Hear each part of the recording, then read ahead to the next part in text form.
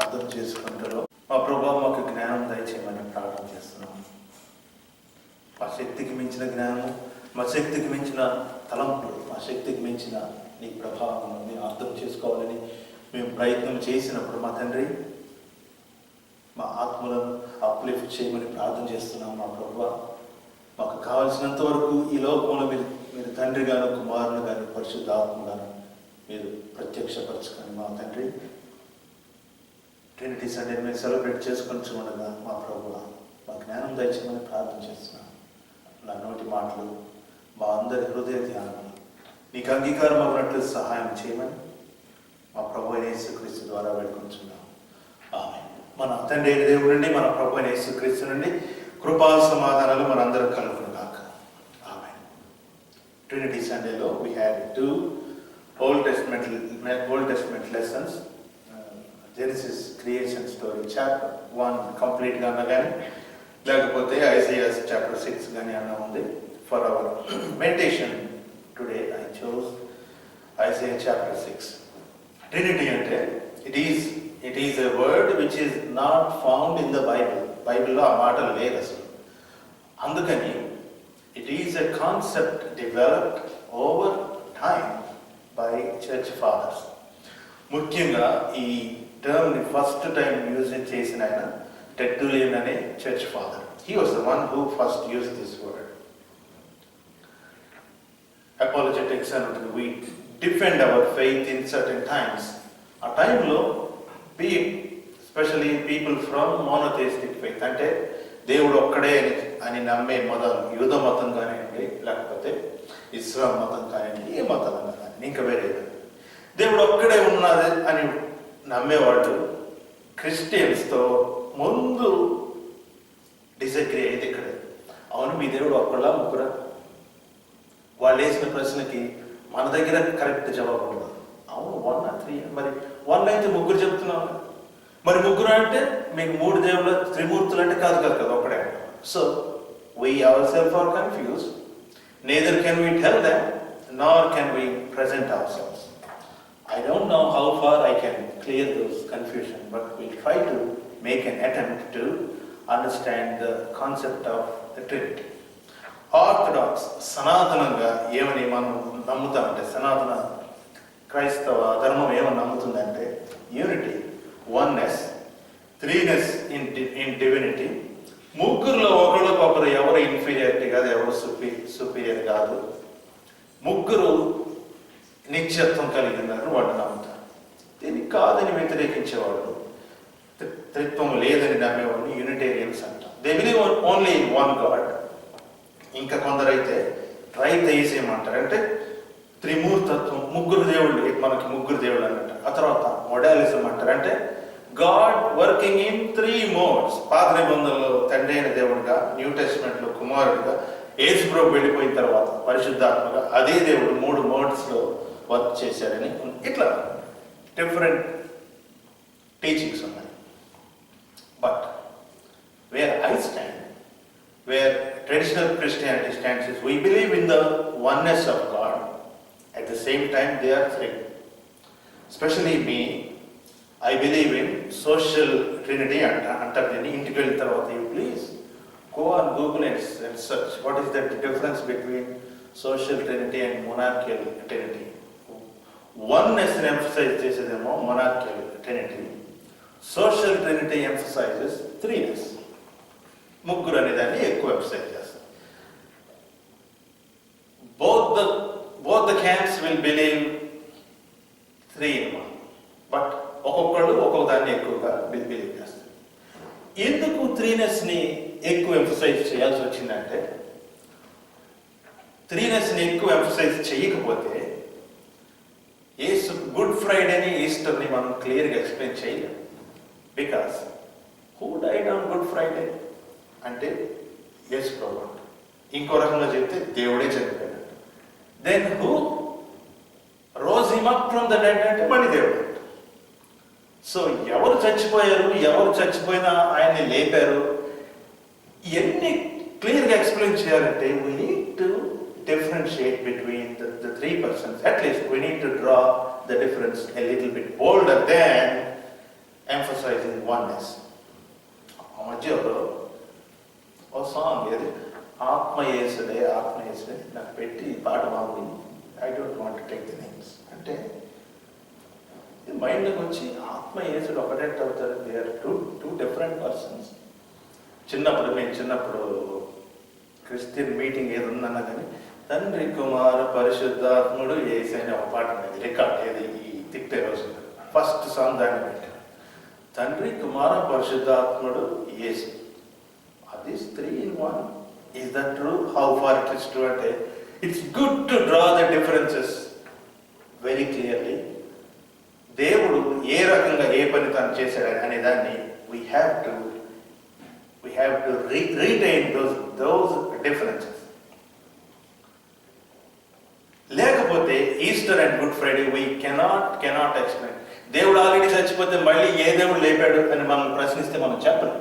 దేవుడు చచ్చిపోతే when the Spirit of God rose Jesus from the death అనే మాట మనం బైబిల్లో చూస్తాం. సో resurrection క్లియర్గా ఎక్స్ప్లెయిన్ చేయడానికి the threeness is more important. And please make a note, I am not saying we have 3 gods. కాదు.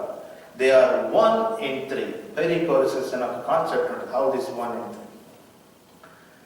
ఇక్కడ ఈ ముగ్గురు దేవుళ్ళ గురించి చూస్తే జీసస్ ఎంప్టీడ్ హిమ్సెల్ఫ్. యేసు పరలోకము నుండి తన్ను తాను తగ్గించుకొని భూమికి వచ్చాడు. వచ్చినప్పుడు there are no power issues involve.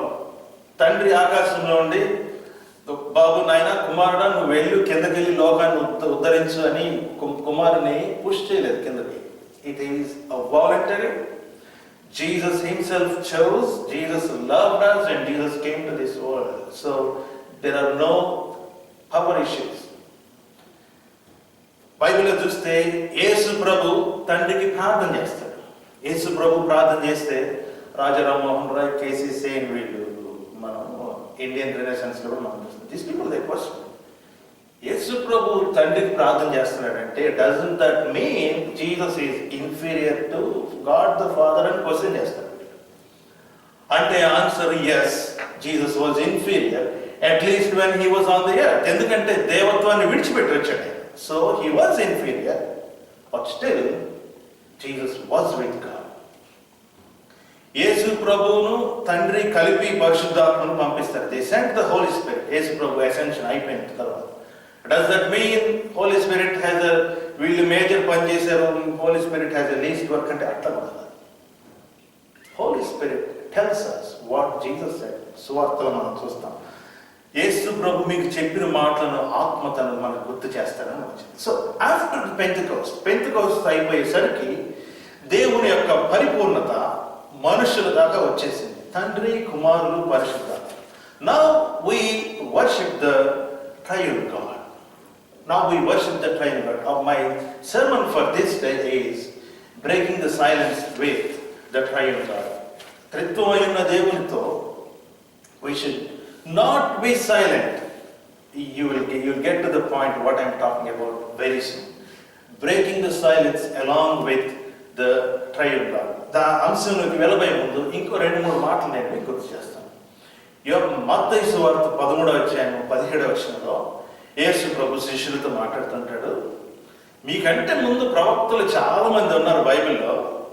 They wanted to see these days. నా దినములు చూడవాలని వాళ్ళు కోరుకున్నారు, కానీ అది వారికి అనుగ్రహించబడలేదు. చూస్తున్న మీ కళ్ళు ఇప్పుడు ధన్యమైనవి అనే మాట కూడా అక్కడ వాడతాడు. ఆ తర్వాత ఇదే మాటలు లూకా సువార్తికుడు 10:24 అధ్యాయంలో ప్రభువా జ్ఞానులకు వివేకులకు ఈ సంగతులు మరుగు చేసి బాలులకు నీవు బయలుపరిచి ఉన్నావు అనే మాట యేసు ప్రభు చెప్తూ he uses the same word. మరుగుపరిచింది ఏంటంట, అనేకులు ప్రవక్తలు they wanted to see the days of Jesus but they were not able to see. They were restricted to the revelation of the Father. But now యేసు ప్రభు అంటున్నాడు చూచుచున్న మీ కన్నులు ధన్యులైనవి. మత్తయి సువార్తికుడు ఈ మాటలు ఏ context లో పెడతాడంటే parable of the sower context లో పెడతాడు. 13-20 వచనాలు మనం చూస్తాం. ఇది అర్థం చేసుకున్న వాళ్ళు సఫలులై అనే ఒక మాట వాడతాడు. Probably very rare we see success in Bible. సఫలులై అనే మాట మత్తయి సువార్తలో వాడతారు. Understanding God, understanding the revolution of God better is what we are trying to get here. మరి ఆ రోజుల్లో ప్రవక్తలకి యేసు ప్రభువుని గురించిన దర్శనం కొంతమందికి మరుగు చేయబడిన మాట ఎంత వాస్తవమో యోహాను సువార్తికుడు 8:56లో ఒక మాట అంటాడు. ఏంటంటే, అబ్రహాము నా దినములు చూచెను అనే మాట. అబ్రహాము నా దినములు చూచెను. ఎప్పుడు అబ్రహాము? ఎన్ని వేల సంవత్సరాల క్రితం అబ్రహాము. ఆయన యేసు ప్రభువుని చూడటం ఏంటంటే, this people were able to see Jesus. They got the vision of the triune God. త్రిత్వమైన దేవుణ్ణి అర్థం చేసుకోవడానికి వాళ్ళు దేవునికి చాలా క్లోజ్గా వెళ్ళారు. దావీదుని గురించి ఒక మాట ఉంటుంది బైబిల్లో. దావీదు ఎక్కడ కీర్తనలో కూడా నేను దేవుణ్ణి చూశాననే మాట చెప్పడు. ఎప్పుడు నెవర్ నెవర్ నెవర్. యథార్థవంతులు ఆయన ముఖ దర్శనం చేస్తారు, మనం ఇట్లా ఉంటే దేవుణ్ణి చూస్తామని చెప్తాడు. కానీ దావీదు నేను దేవుణ్ణి చూశానని ఎక్కడ చెప్పలేదు. బట్ దినవృత్తాంతం గ్రంథం వచ్చేసరికి 2వ దినవృత్తాంతం గ్రంథం 2-3 అధ్యాయాల్లో సొలొమోను ఆ టెంపుల్ కట్టడానికి స్టార్ట్ చేయడానికి వెళ్ళినప్పుడు సొలొమోను ఏమంటాడంటే, దావీదు ఒక స్థలం ప్రిపేర్ చేసిపోయాడట ఆ టెంపుల్ కట్టడానికి. యెహోవా దేవుడు తనకు కనిపించిన ప్రాంతాన్ని ఆయన ఎన్నుకొని ఆ ప్రాంతాన్ని, దేవుని దర్శనం పొందిన ఆ ప్రాంతాన్ని ఆ దేవాలయం కట్టడానికి వాడు. There are some people who got a hang of this triune God even thousands of years before when God manifested to everyone. It might be partial, కొద్దిగా ఉండొచ్చు కానీ, but they did understand the Triune God. So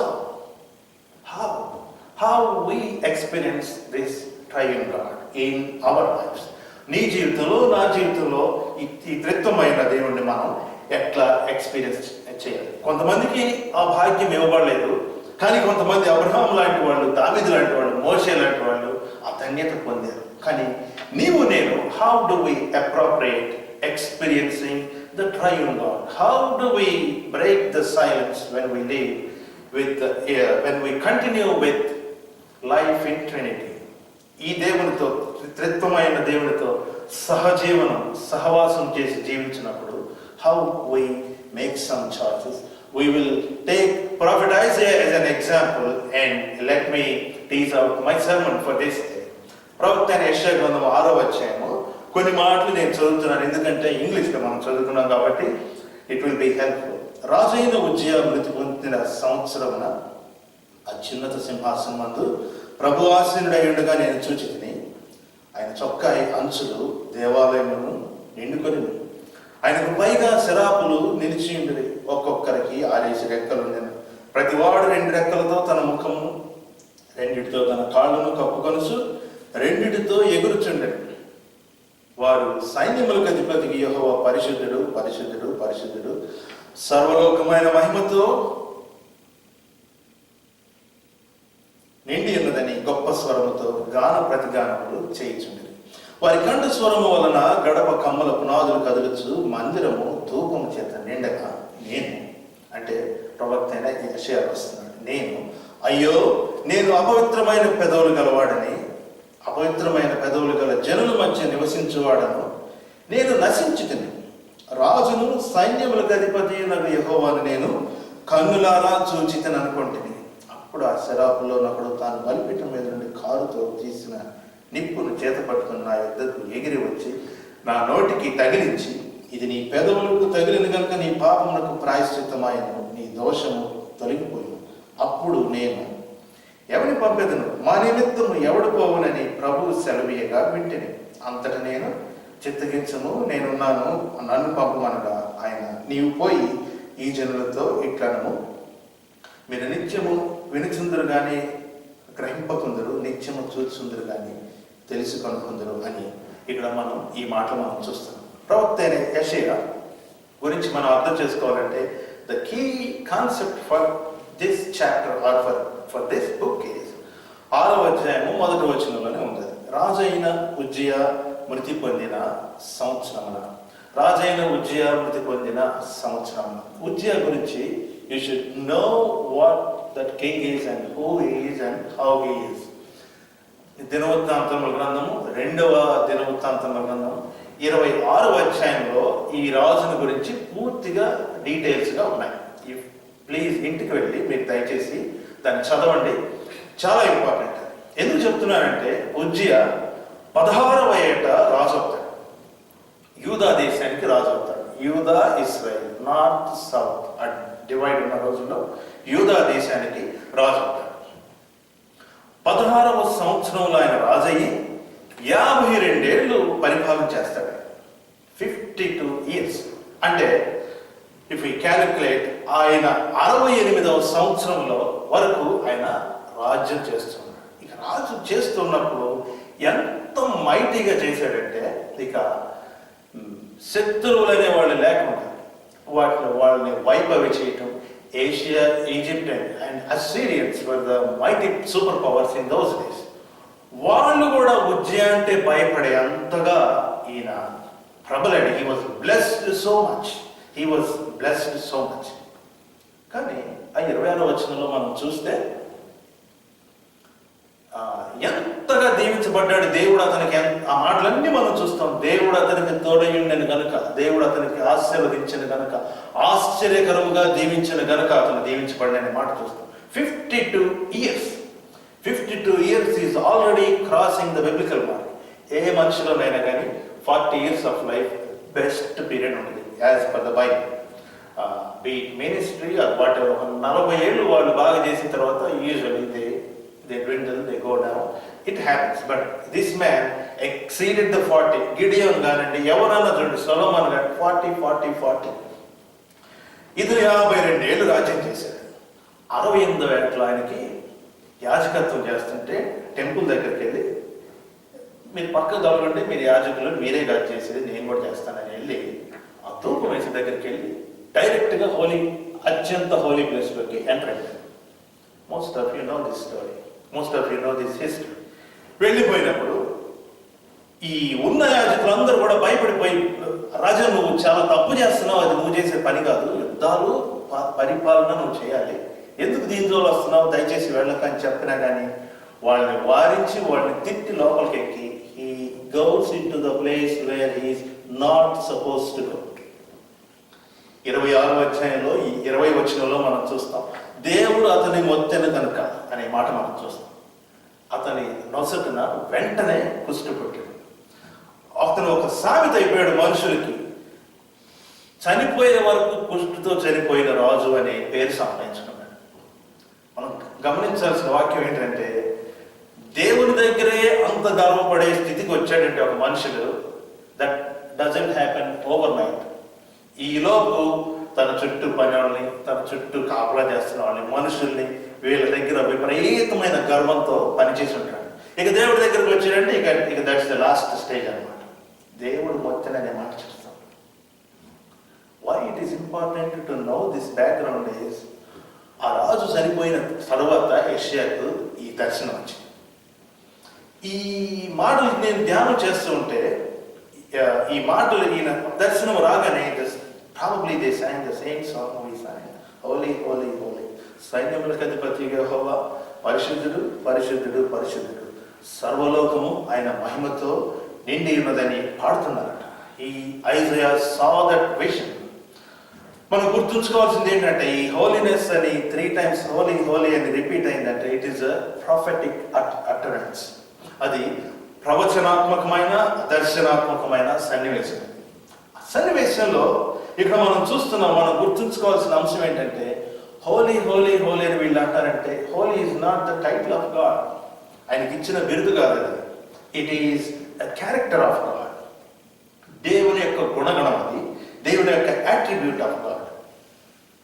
why God is holy అంటే, దేవుడు ఎందుకు పరిశుద్ధుడు అంటే, దేవుడు పాపమును చూచి తాళలేడు. God cannot tolerate the sinful or unhealthy or unethical life or behavior, unholy behavior. అది దేవుడు దాన్ని చూచి తాళలేడు. హిజ్కియా వచ్చి ఆ టెంపుల్కి వచ్చి ముట్టగానే, ఆ ధూపం దగ్గర స్టెప్ చేయగానే కుష్టు వచ్చినట్టు మనం చూస్తాం. Fortunately or unfortunately for us, things don't happen that way immediately. అలా జరిగితే మనందరం బతికుండేవాళ్ళం కాదు ఈ పాటికి. ఎప్పుడో మనకున్న బిహేవియర్ బట్టి కానీ లేకపోతే మనం చేసే తప్పులను బట్టి కానీ all of us would have been wiped out by now. But holiness ఈ కాంటెక్స్ట్ మనం అర్థం చేసుకోవాలంటే it is related to the ethical behavior of the society and community. గుర్తుంచుకోవాలి, మనం దేవుడి గురించి మాట్లాడుతున్నప్పుడు we cannot reduce God to ethics. దేవుడిని ఒక రూల్స్లో ఒక చట్టంలో పెట్టి బిగించలేదు. But we should also bear in mind ethics is the very character of God. దేవుడిని వెంబడించేటప్పుడు, దేవుడిని ఆరాధించేటప్పుడు భయము, వణుకు, honesty, and you should be very pure. God expects to be very pure. లేవి కాండంలో 19వ అధ్యాయం 1వ వచనంలో మన దేవుడు ఒక మాట అంటాడు, you shall be holy as I am holy. అంటే అక్కడ మాట కరెక్ట్ కాంటెక్స్ట్ లో చూస్తే దేవుడు ఆ మాట మీరు వెళ్ళి చచ్చిపోయిన వాటిని ముట్టుకొని వచ్చి ఇంప్యూర్ అవ్వద్దు ఇట్లా కాదు. It is an ethical code related to our behaviour. It is not related to purity or rituals. మీరు చేసే తప్పులు ఇవన్నీ మన ప్రవర్తన గురించి వెరీ క్లియర్ గా be ye holy as I am holy అని it was given as a commandment in the book of Leviticus. So now we know God's being is profoundly ethical. దేవుడు నీతి, న్యాయము, ఆనెస్టీ ఇవన్నీ స్థాపించాలని కోరుకుంటుంటాడు. When God's glory is manifested, ఈ రాజు అయిన యెషయాకు, ప్రవక్త అయిన యెషయాకు దేవుని దర్శనం పొందినప్పుడు when God manifested, దేవుని దర్శనం వచ్చిందంటే అక్కడ పాపం ఉండలేదు. God's revelation is always judgmental immediately at the first point. వచ్చిన వెంటనే ఆయన ఓ ప్రభువా నువ్వు అదే ఇదే అనే బదులు యెషయా ఏమంటున్నాడంటే నేను పాపిని అంటాడు. God's judgment was along with the revelation. దేవుని ప్రత్యక్షతతో పాటు the judgment also came. విశేషం ఏంటంటే sin and God's glory cannot coexist. So prophet Isaiah need to be cleansed. ఆయన శుద్ధుడు చేయబడాలి, ఆయన కడగబడాలి. And we all know that an angel comes and touches his lips and cleanses him. ఆయన్ని చూచి శుద్ధుడు చేసినట్టు మనకు అర్థం. 5వ వచనం మీద మన కాన్సన్ట్రేషన్ అంతా ఎక్కువ నిలుపుతాం మన శరణంకి. Please read verse 5. యెషయా గ్రంథం 6వ అధ్యాయము 5వ వచనంలో, నేను అపవిత్రమైన పెదవులు గలవాడను, అపవిత్రమైన పెదవులు గల జనుల మధ్య నివసించువాడను, నేను నశించితిని, రాజును సైన్యములకు అధిపతి యెహోవాను నేను కనులారా చూచితిని అని నేను అనుకుంటుని. ఓ అంటు me I'm last, oh unto me I'm last. ఆ మాట చూడండి, నేను నశించితిని, ఐఎమ్ లాస్ట్, నేను నశించితిని. ఆ మాటని జాగ్రత్తగా ట్రాన్స్లేట్ చేస్తే హీబ్రూలో ఇక్కడ ఏమని ఉంటుందంటే, హీబ్రూ వర్డ్ వాట్ నేడోమేటి అని Hebrew word what it means is I was silent. నేను చేయాల్సిన పని చేయకుండా ఐ వాజ్ సైలెంట్. మీకు ఉజ్జియా కాంటెక్స్ట్ నేను ఎందుకు చెప్పానంటే, Isaiah was already A profit. ఆ ప్రాఫిటిక్ స్కూల్లో ఉన్నాడు ఆయన. ఆ ఉజ్జియా పాలన చేసేటప్పుడు అంతా ఉన్నాడు ఆయన. ఉండి ఆ రాజు రాజ్యం సమృద్ధి వచ్చినప్పుడు జనరల్గా మన దేశంలో కానివ్వండి, ఎక్కడన్నా కానివ్వండి, పేదవాళ్ళని తొక్కేయటం, లేకపోతే విధవలను, లేకపోతే ఆడవాళ్ళని ఇబ్బంది పరచడం, ఇవన్నీ సహజంగా వస్తాయి. ఈ ఉజ్జియా పరిపాలించిన రోజులు ద సేమ్ డేస్, ఈ ప్రవక్త ప్రవచనాలు చెప్తున్న రోజులు సేమ్ డేస్. సమృద్ధి అయితే ఉంది దేశంలో, సమృద్ధి విస్తారంగా ఉంది, కానీ పాపం కూడా విస్తరించింది. గొప్పవాళ్ళు అయిపోతున్నారు. పేదలకి విధవరాలకి తిండి లేదు. వాళ్ళ కోసమని తూముల్ని కుదించడం, వెయింగ్ మెషిన్స్ ని మ్యానిపులేట్ చేయడం. బైబిల్లో మీకు ఇప్పుడు ఇది కొత్త ఇప్పుడు చేస్తున్నారు, లేదు కరెన్సీతో మ్యానిపులేట్ చేయడం, రూపాయి తక్కువగానే మాట కూడా బైబిల్లో ఉంటుంది. All these things were there from ages. All these things are being done in these days. మీకు గమనించాల్సింది ఏంటంటే, యెషయా చేసిన పాపం ఏంటంటే, ఇట్స్ నాట్ దట్ ఆయనకి పెళ్ళైంది ఇద్దుతాడు అనుకుంటాను, బహుశా పిల్లలు కూడా ఉన్నారు హీబ్రూస్. Very complicated. పిల్లలు కూడా ఉన్నారు, పెళ్ళైంది, పిల్లలు కూడా ఉన్నారు. ఈ ప్రవక్త రోజు ఇంటికెళ్ళి భార్యను కొట్టే చాదస్తపు మనిషి కాదు, తాగుబోతు అంతకంటే కాదు, పక్కనోళ్ళని లూటీ చేసే మనిషి అంతకంటే కాదు, డ్రగ్ ఎడిక్ట్ కాదు. మనకు తెలిసిన పాపాలంటే ఇవే కదండి మనకుండే. లేకపోతే విచ్చలవిడిగా స్త్రీలతో వాళ్ళ దీనితో తిరిగే మనిషి కాదు. ప్రాఫిటిక్ స్కూల్లో ఉన్నాడు, ప్రవచనాలు చెప్తున్నాడు, ఈయనకి సీనియర్స్ ఉన్నారు, జూనియర్స్ ఉన్నారు, everything. He said I am sinful, నేను నశించింది.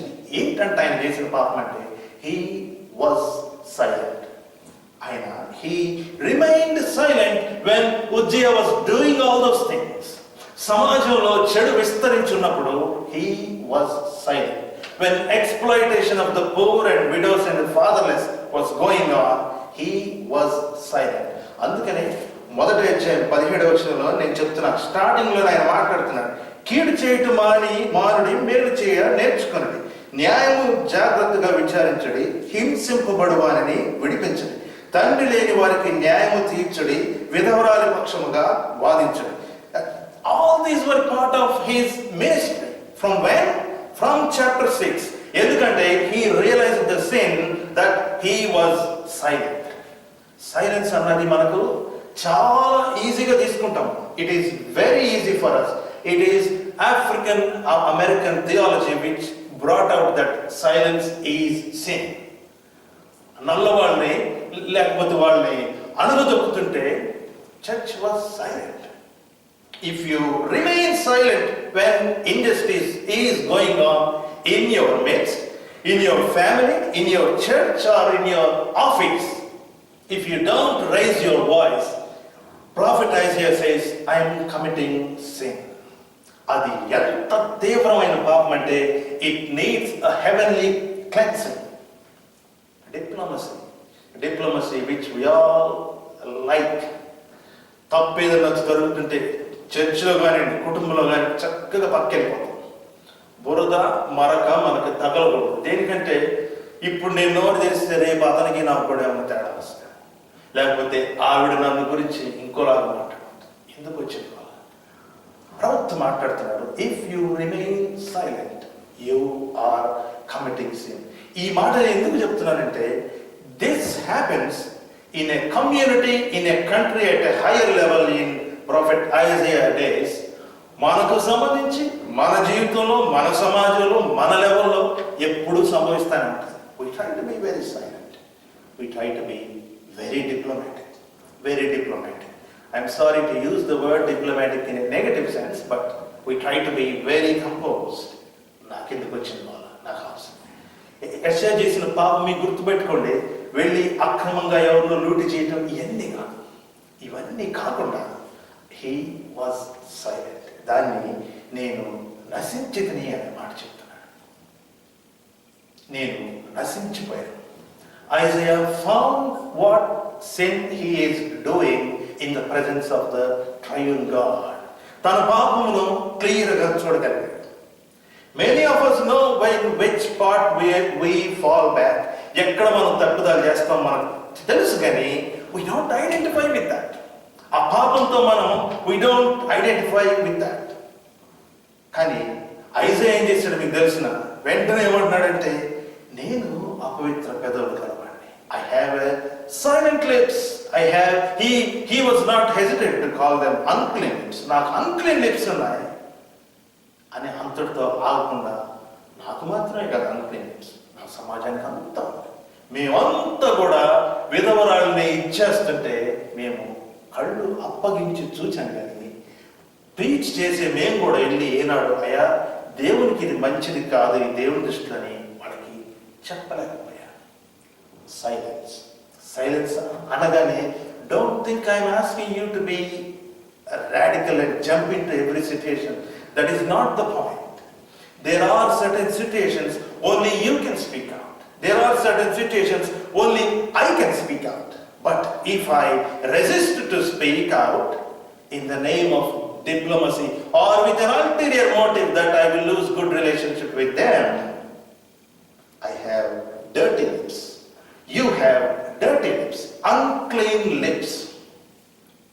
What Isaiah did is he rightly identified with the sin. పాపం ఏంటో మనకు తెలుసు, but we stop there. We don't want to identify with it. What Isaiah did is he identified it. He didn't do it relatively. ఒక 10 లక్షల రూపాయలు కాజేసిన మనిషి మనకు తెలుసు. ఫర్ ఎగ్జాంపుల్, నాకు 1 లక్ష రూపాయలు కాజేసే ఛాన్స్ నాకు వచ్చింది. వెంటనే నేనేం చేస్తాను, నేను చేసిన తప్పని నేను అనుకో, వెంటనే I put myself with my fellow person. అతను 10 తీసుకున్నాను, నేను ఒకటే కదా. I didn't identify myself with the sin rightly, but I identified, I compared, I got a relative understanding of identification of that sin. పర్వాలేదు, అతను 10, అతని కంటే నేను 9 రెట్లు బెటర్. న్యూట్రల్గా ఉంటాం మనం చూస్తుంటాం. Neutral, I'm very neutral. నేను ఇష్యూ వస్తే మాట్లాడు. ఏ పార్టీకి ఓటేశారండి, ఏ పార్టీకి ఓటేశారంటే అదిగో ఆ పార్టీ అయినా అన్ని కోట్లు కాజేశాడు, ఈ పార్టీ అయినా ఇన్ని కోట్లు కాజేశాడు. మరి ఏ పార్టీకి ఓటేయమంటారండి నన్ను? ఏ పార్టీకి ఓటేయమంటారంటే మరి నువ్వు పార్టీ పెట్టకపోయావు, మరి మంచి పార్టీ. న్యూట్రల్ అన్నది ఎథికల్ బిహేవియర్లో there is no chance. Say yes or no. Take a stand with that or this. If you want to do something, identify with one person and then revive that person. అంతవరకే కానీ మధ్యస్థంగా, తటస్థంగా, నులివెచ్చలుగా నేను మధ్యలో ఉంటానండి అంటే ethics, Christian ethics has no room for neutral stay. మధ్యలో ఉండే ఇది లేదు. Isaiah didn't do that. He right away identified positively with that sin. నేనే ఆ పాపిని, ఆ సైలెన్స్ అంతా నాది. He called it as unclean lips. ఒక సన్నివేశం మీకు గుర్తు చేస్తాను. నేను వెళ్ళిన ఒక సెమినరీలో, నేను పోకముందు 2 years ముందు బాగా గొడవలు అయినాయి. ఎంత గొడవలు అయినాయి అంటే they have to close down the seminary. మేము వెళ్ళిన తర్వాత just they started reviving it. It is the second year. కానీ ఆ మూసివేసిన ట్రేసెస్ కొన్ని ఉన్నాయి. ఒక 2 రీజనల్ గ్రూప్స్ మధ్య ఉంది. మాకు క్రిస్టియన్ ఎథిక్స్ టీచ్ చేసే professor, he had a profound point. కొట్టుకున్న ఆ గ్రూప్ ఈ గ్రూప్ వాళ్ళు బాగానే ఉన్నారు, they are fine. But there emerge a middle group. వాళ్ళతో మనకి ఎందుకండి, వాళ్ళంత పాడవాళ్ళు, వీళ్ళతో మనకి ఎందుకండి, వీళ్ళు ఎంత పాడవాళ్ళు. They emerge a middle group. They neither identify with that group, nor with this group, nor they tell what they want to do. Neutral, మేము న్యూట్రల్గా ఉంటామండి. ఈ పాపంతో మాకు పని లేదు, చేతులు కడిగేసుకున్నాం. మేము అటు పాపిస్టులోకో ఇటు పాపిస్టులోకో చేతులు వాష్ చేసుకున్నామండి. మేము neutral. This professor was bold enough to say there is no neutral ground in Christian ethics. నేను సైలెంట్గా ఉంటానంటే కుదరదు. మీకు ఇష్టం లేకపోతే leave the college and go. Take a stand. అవతల ఉన్న తప్పుల్ని సెట్ చేయండి. మీరు మంచివాళ్ళు కదా, అవతల ఉన్న తప్పులు మీరు సెట్ చేయండి. This applies to political parties also. Vote ఎందుకు చేయాలంటే అందరు దొంగలేనండి పొలిటీషియన్స్ అందరూ. మరి నువ్వు ఓటు అయిన దొంగ నువ్వు కదా, మరి అది నీకు అర్థం కావట్లేదా? There is nothing like a neutral thing. There is nothing like I will be silent, I will be dormant. అవకాశం వచ్చినప్పుడు when I can grab something, I will jump in and grab, but until then I will be dormant. అంటే Isaiah calls this as unclean. Unclean. మీ family లైఫ్స్లో కానివ్వండి, మీ కుటుంబంలో కానివ్వండి, మీ ఆఫీస్లో కానివ్వండి, డోంట్ హెసిటేట్ ఇఫ్ కొందరు కలిసి వేరే వాళ్ళని ఇది చేస్తుంటే don't hesitate to speak or don't hesitate to go and help that victim, to help that person or encourage him. Of course మరి నేను అతనికి హెల్ప్ చేస్తే నా జాబ్ పోతాం, ఇవన్నీ ఉంటాయి. We have to be very wise, but nevertheless you have to take a stand instead of being very silent. సమృద్ధి ఉన్న దేశంలో విధవుల్ని, తండ్రి లేని వారిని ఎక్స్ప్లాయిట్ చేస్తుంటే 52 ఏళ్ళు కట్టగట్టుకొని ఉన్న మౌన వ్రతం ఇతనికి ఇప్పుడు భయంకరమైన పాపంలాగా కనిపిస్తుంది దేవుని సన్నిధానం. ఉన్న ప్రియ సహోదరి సహోదరుడా, in the presence of the triune God, in which area are you silent and in which area am I silent? ఏ ఏరియాలో మనం నెమ్మదిగా ఉన్నాం. Some people, they are very silent when it comes to giving to Christian church. Don't feel bad, I am connecting this to giving. I want to do it intentionally. Please do not dream that we can hold for too long what belongs to God. దేవునికి చెందింది మన దగ్గర కట్ట మూట కట్టుకొని ఎక్కువ కాలం ఉంచుకుంటాం అన్న భ్రమ ఉంటే మాత్రం it's not good, it's not going to work. Before we realize it, it's already going out, it's on its way, because it belongs to God. We are silent when it comes to giving. Very recently, my English congregation pastor గారితో ఎవరో వచ్చి కొంత డబ్బులకి check రాస్తే ఇలా ఉంచుకోమని చెప్పి పంపించాడు. Last week చెప్తున్నాడు, ఏంటంటే దేనికంటే అంటే వాళ్ళకి సంవత్సరానికి 10 million ఎంత వస్తాయంట. వచ్చి ఫస్ట్ టైం ఇంత చిన్న చెక్ ఇస్తే దేవుని ఇన్సల్ట్ చేయకండి, మనకు అక్కర్లేదు, చర్చి బాగా రన్ అవుతుంది అని చెప్పి he was talking to me. It's not about how much big cheque you give, how much big bundle you give, it's about the percentage. బీద విధవరాలు ఇచ్చిన దాన్ని దేవుడు గుర్తుపెట్టుకున్నాడంటే she gave 100%, but God asked us only at least 10%. So are we silent when it comes to giving? Are we silent when it comes to relating to others when they are in trouble? In which area are we silent? Take stand in every aspect of our life where we are silent. We are like Isaiah. Manaku comfortable zone lo we tend to go slow, go silent, be numb. For 58 years it happened in this man's life. Of course, he was not there from the beginning, but the prophetic school was there. Which area are we silent? The Triune God, the vision of the Triune God. Holy, holy, holy, Lord God Almighty and చెప్పే దేవుడు. He wants to break the silences of our lives. It can be in relationship between our wife and husbands, in relation between our parents and children. Whichever area we are silent, we are hiding, we are holding certain things that needs to be exposed in the presence of God. దానిని దేవుడు ఎండగట్టడానికి ప్రయత్నం చేస్తున్నాడు. What have we learned today? What did we learn? Breaking silence and unclean silence. పెదవులు మనకు చూస్తే నాకెందుకు నేనని జాగ్రత్తగా ఉన్నట్టుంటుంది, కానీ Isaiah calls it unclean. Worshipping our holy God as holy, holy involves breaking silence. Isaiah was too honest about his uncleanliness. He was too honest about the silence. ఇక ఎంత honest అంటే నేను నెమ్మదిగా ఉన్నాను అని చెప్పి తన పక్కనే ఉన్న తన జూనియర్ సీనియర్ దగ్గరికి వెళ్ళి అతను అసలు ఒక్క ఇన్సిడెంట్లో కూడా రియాక్ట్ కాలేదు, నేనైతే 3 రియాక్ట్ అయ్యాను. It was not relative appropriation of the silence. He got honest with himself, ruthlessly honest antare. He got very honest to the core with himself, and he identified with the silence, identified himself with the sin. Are we honest to ourselves, or are we relatively honest? Manakistamaina chotla we will break the silence. Manakistamaina chotla we will be very loud. Manakistam kaani chotla we shrink.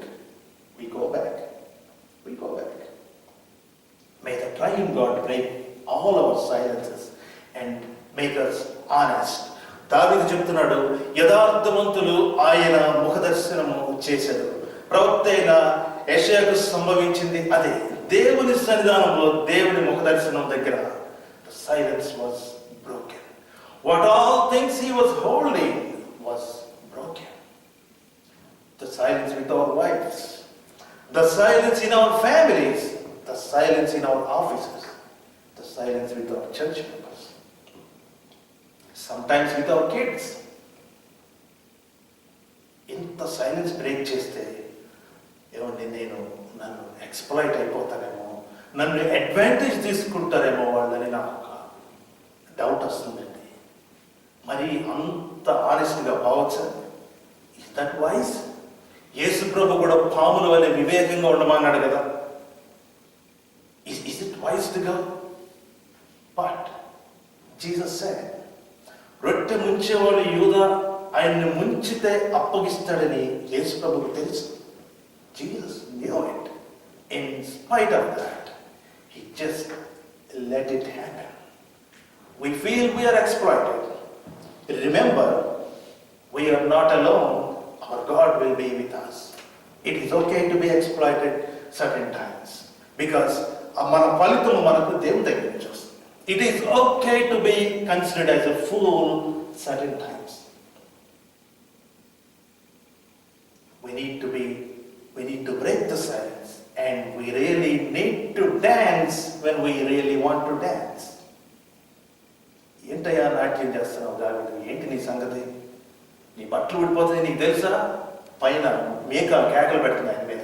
Do you know what you are doing? Your clothes are almost falling off. రాజువు నువ్వు మరి అంత ఇండీసెంట్గా dignity లేకుండా ఎట్లా behave చేస్తున్నావు? It's okay, it's okay. Let me break the silence when we worship. I want to dance. అని దావీదు వెళ్ళి నాట్యం చేసి వెళ్ళి ఆ దేవాలయం మందసాన్ని వెళ్ళి ప్రతిష్ఠ చేశాడు. అందుకే వాళ్ళు గొప్ప దైవజనులు మనకు మార్గదర్శకులు అయిపోయారు. ఈ రాత్రికాలం ఈ సాయంకాలం అంతా దేవుడు కనుక మీకేమన్నా గుర్తు చేస్తూ ఉంటే, any area, what ever area it might, please stand with me for a prayer. త్రియేక దేవుడు కనుక తన దర్శనముతో ప్రవక్త అయిన యెషయా గుర్తు చేసినట్టు, is there any silence? The presence of God is reminding us.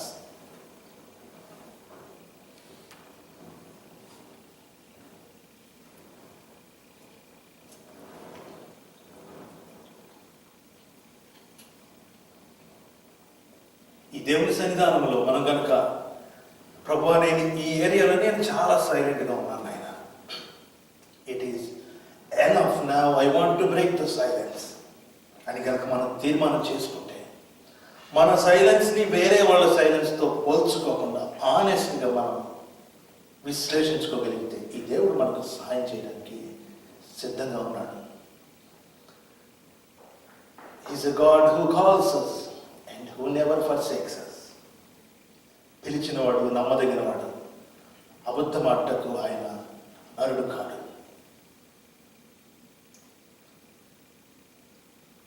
ప్రభువా మా తండ్రి, ఏ ఏరియాస్లో మాకు ఇంప్రూవ్మెంట్ మీరు ఇద్దామని ఆశపడుతున్నారో మా ప్రభువా, we come to your holy presence at this time. Clean our lips, O God. Clean our silences, O God. త్రిత్వమైన దేవా, ఓ మా తండ్రి, మా సైలెన్సెస్ బ్రేక్ చేసి దావీదు వలె మేము నాట్యం చేయవారుగా మమ్మల్ని చేయమని ప్రార్థన చేస్తున్నాం. We put at the altar, మా తండ్రి, మా సైలెన్సెస్ అన్నింటినీ నీ బలిపీఠం దగ్గర పెడుతున్నాము నాయన. నీ దూత ద్వారా, నీ కెరువు ద్వారా పరిశుద్ధ అగ్నితో కాల్చివేయమని ప్రార్థన చేస్తున్నాము మా తండ్రి.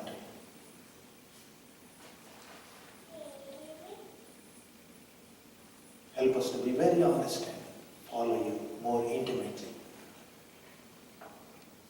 త్రియేక దేవుడు అయిన నీ దర్శనం మేము కోరుకొంచుమనగా దావీదుని నింపినట్టు, యెషయాను నింపినట్టు, నేను నశించింది అని చెప్పిన ఆయన ఆ విధంగా చెప్పినట్టు మా ప్రభువా, మేము మా పాపంలో చిక్కుకొని పోయి ఉండగా బయటికి రాలేక కష్టపడుచుండగా, let your healing presence touch everybody, మా తండ్రి. మీ కృపకు మమ్మల్ని అప్పగించుకుంటూ మా ప్రభు యేసుక్రీస్తు పేరిట ఈ ప్రార్థన చేసి వేడుకుంటున్నాం తండ్రి. ఆమేన్. సమస్త జ్ఞానం ఇచ్చిన దేవుని సమాధానం యేసుక్రీస్తు వలన మన హృదయములకు మన తలంపులకు కావలేదని కాక. ఆమేన్. పాట పాడుకుందాం. కీర్తన గ్రంథం 51వ కీర్తన 10 నుంచి 12 వచనాలు. దేవ నాయకుడు అనే పాట.